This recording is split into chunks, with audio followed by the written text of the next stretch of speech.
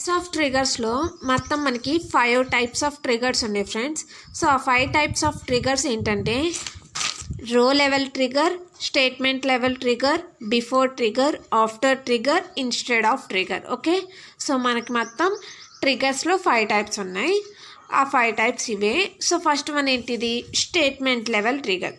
So statement level ట్రిగర్నే మనం ఇంకో పేరుతో కూడా పిలుస్తారు, దాన్నే మనం లెవెల్ ట్రిగర్ అని పిలుస్తారన్నమాట. ఓకే, స్టేట్మెంట్ లెవెల్ ట్రిగర్ని మనం టేబుల్ లెవెల్ ట్రిగర్ అని కూడా పిలవచ్చు. ఈ స్టేట్మెంట్ లెవెల్ ట్రిగర్ అనేది మనకి ఒక్కసారి మాత్రమే ఫైర్ అవుతుంది.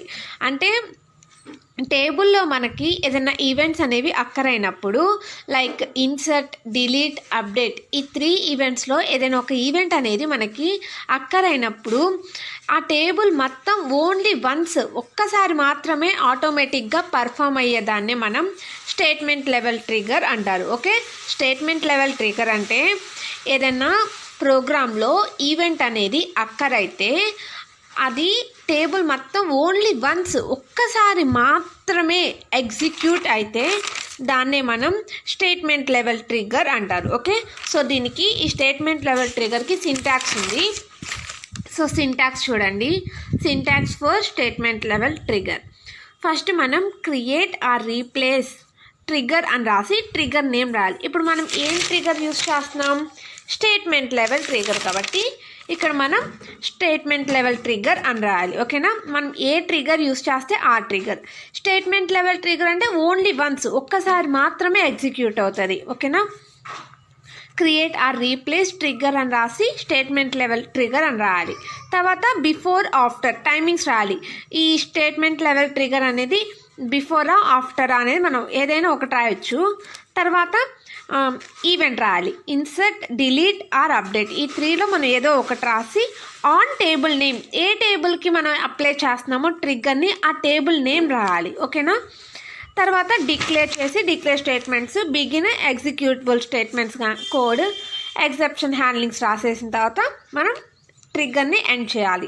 ఎండ్ చేసి ట్రిగ్గర్ నేమ్ రాస్తే ఇదే మనకి స్టేట్మెంట్ లెవెల్ ట్రిగర్ సింటాక్స్ అవుతుంది. సో నేను మీకు దీనికి ఎగ్జాంపుల్ కూడా చెప్తాను. ఓకేనా, సో ఇది statement level trigger syntax. Example for statement level trigger చూడండి. సో ఎగ్జాంపుల్ రాద్దాం. ఏంటంటే ఫస్ట్ మనం ట్రిగర్ని క్రియేట్ చేయాలి కదా. So create or replace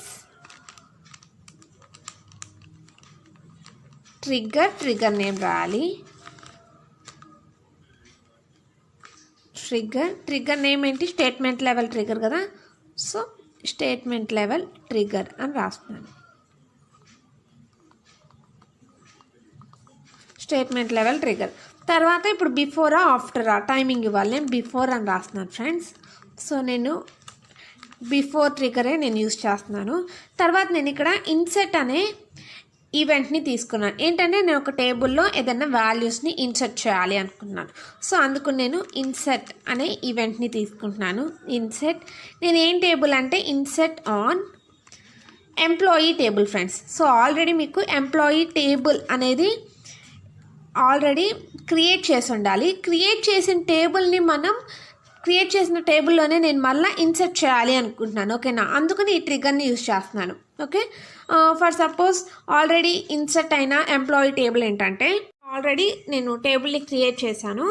so నేను ఊరికనే ఇలా మీకు ఎగ్జాంపుల్గా చూపించడానికని రాశాను. ఓకేనా, సో ఈ ఎంప్లాయీ టేబుల్లో ఇవి ఉన్నాయి. నేను ఇంకా కొన్ని కాలమ్స్ని ఇన్సర్ట్ చేయాలి అనుకుంటున్నాను. ఓకేనా, సో నాకు ఏం కాలమ్స్ కావాలంటే అడ్రస్తో పాటు శాలరీ, నాకు జాబ్ కావాలి. ఓకే, ఎంప్లాయీ, శాలరీ, జాబ్ అనే ఈ 2 కాలమ్స్ నాకు ఇన్సర్ట్ అవ్వాలి. సో అందుకని నేను ట్రిగర్ని యూస్ చేసుకొని ఇన్సర్ట్ ఆన్ ఎంప్లాయీ అని రాశాను. సో నాకు ఇప్పుడు ఏం రావాలి? టేబుల్లో నాకు శాలరీ, జాబ్ అనే 2 కాలమ్స్ నేను ఇన్సర్ట్ చేయాలి కాబట్టి సో మనం కోడింగ్ ఎలా రాస్తామంటే డిక్లేర్ అనేది మనం రాయొచ్చు రాయకపోవచ్చు ఫ్రెండ్స్. సో ఇది మనకు ఆప్షనల్ కాబట్టి బిగిన్తో నేను డైరెక్ట్గా ఎగ్జిక్యూటబుల్ స్టేట్మెంట్స్ రాస్తున్నాను. సో బిగిన్ అని రాసి బిగిన్ మనం ఏం రాయాలంటే బిగిన్ అని రాసిన తర్వాత మనం ఇన్సర్ట్ కదా చేయాల్సింది. సో ఇన్సర్ట్ ఇంటూ దేంట్లోకి? ఎంప్లాయీ టేబుల్లోకి కదా. సో ఎంప్లాయీ అని రాసి నాకేమేమి ఇన్సర్ట్ కావాలో ఆ ఇన్సర్ట్ కాలమ్స్ని రాయాలి. నాకేం కావాలి, salary job. So salary job అని రాసిన తర్వాత వీటి యొక్క రోస్ కూడా కావాలి కదా, శాలరీ అలానే రోస్ జాబ్ యొక్క రోస్ నాకు కావాలి కాబట్టి వాల్యూస్. సో రోస్ని మనం వాల్యూసే కదా అనేది.